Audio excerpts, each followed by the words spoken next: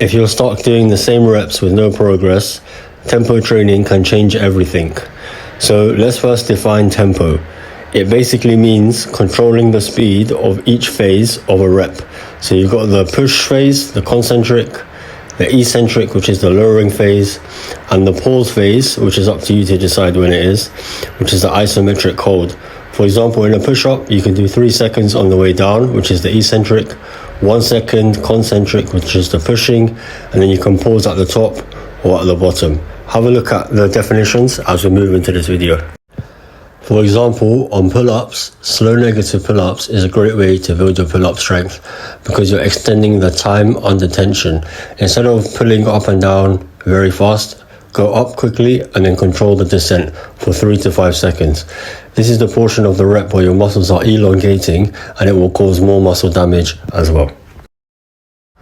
You can also perform simple but highly effective holds that ensure that you have a maximum contraction in your back. You can find the lower bar and jump up to the top with your chin above the bar. Hold this position for as long as possible before lowering your chin under the bar and then repeating this again for as long as possible.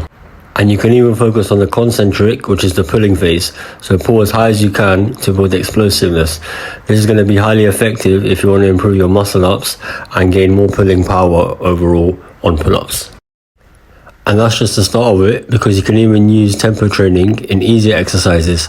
So for example, here I'm doing Australian rows with my feet elevated and I'm pausing at the top for an extra back contraction.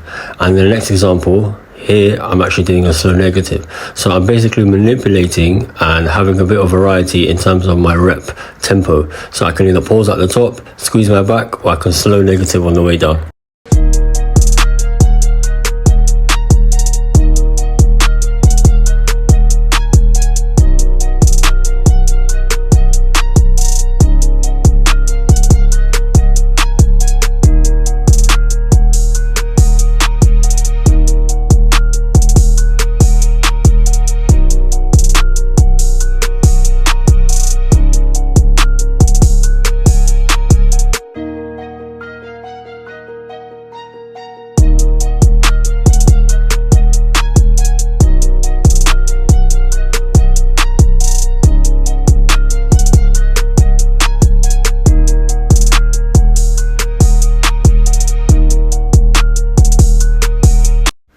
The beauty about tempo training is that it can make basic exercises such as push-ups a lot harder because you're actually going to make them slower and more difficult.